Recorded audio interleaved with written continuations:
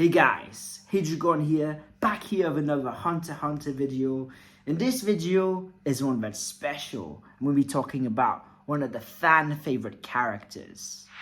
You really don't have any idea, do you?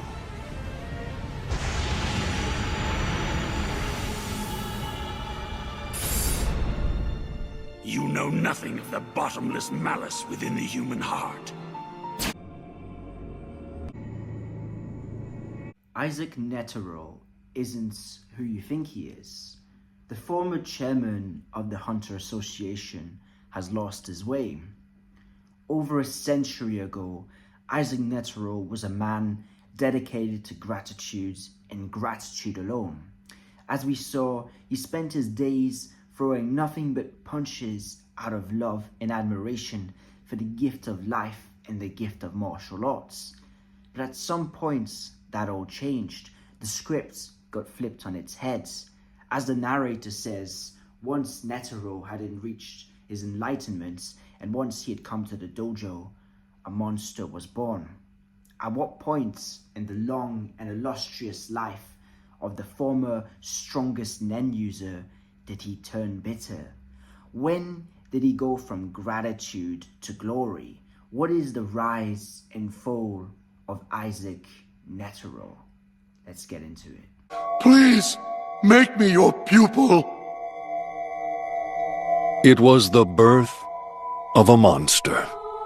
The response to that question is intentionally left rather ambiguous, but that doesn't mean that we can't work it out for ourselves.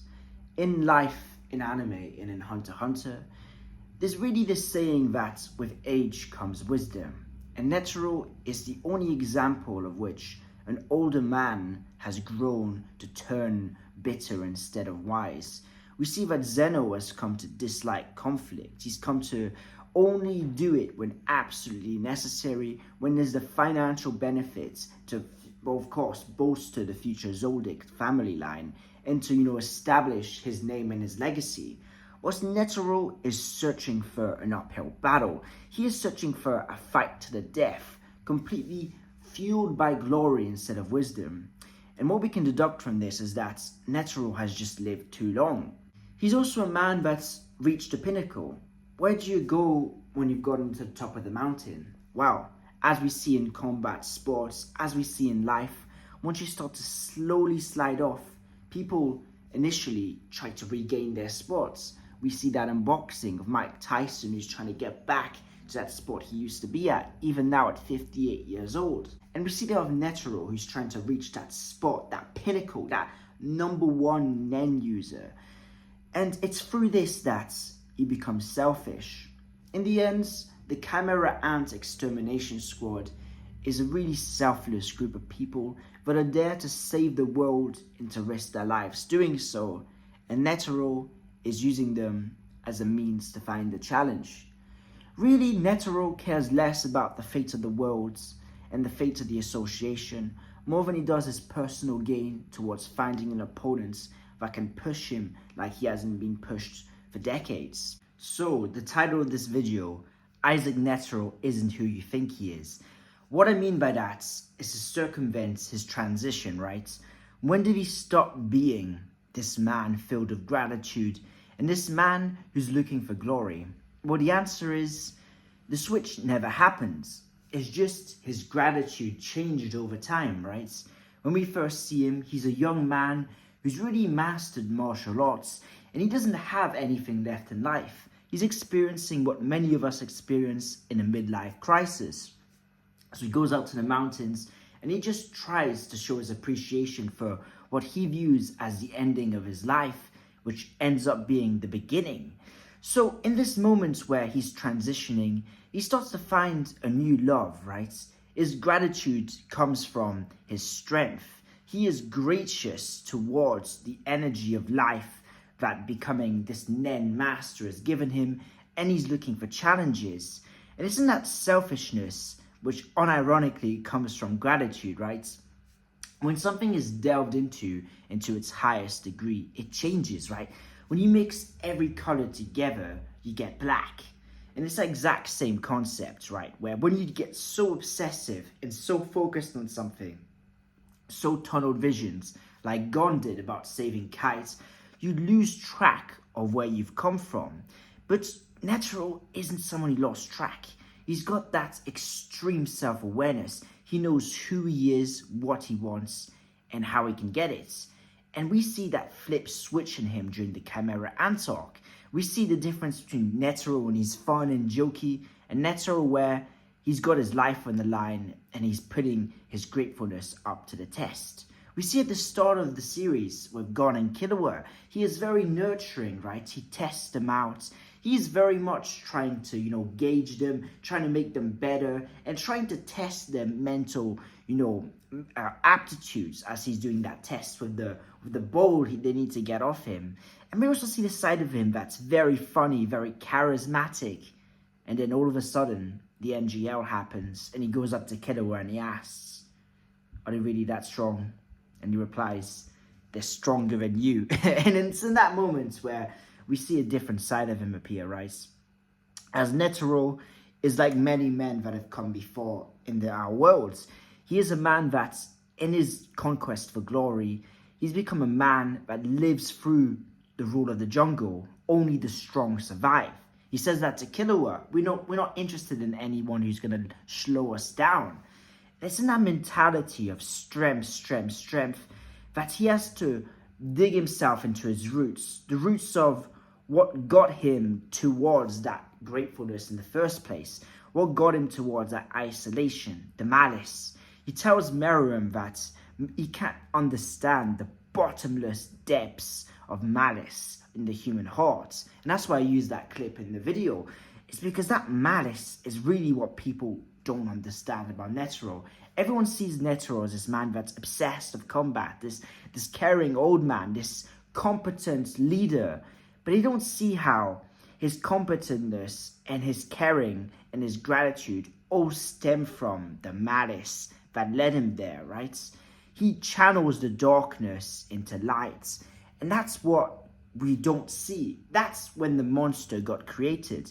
The fact is, the monster always existed. We had to rely on it more and more as he ascended through the ranks. He reigned for a long time as the Nen user.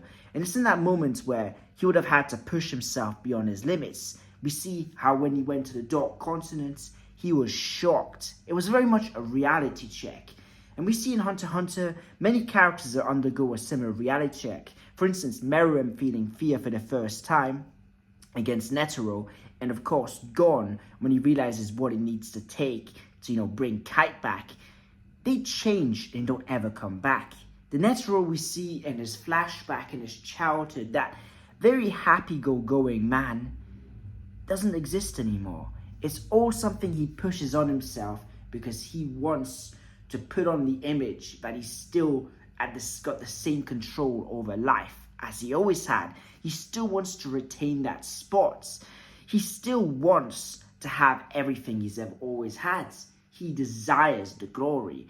And it's what makes his character so fascinating, because we see him break down in the sense of not mentally break down, or not even emotionally break down, but at the start against Meruem, he's very, he's serious, but he's not completely overwhelmed by this malice. And the more and more he loses his arms, his legs, we see him delve into this rage, this uncanonical, just absolute resentment.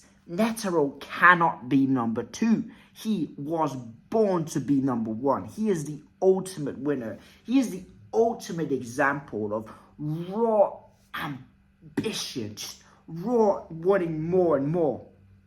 He's very much got a similar sense to him as Ahsoka, that desires to have that ultimate gratification. In the end, Netero, he is a man that wants more than he can get. He's a man that uses time as chairman just for the means of trying to bolster himself. He's a very selfish and very selfless man at the same time.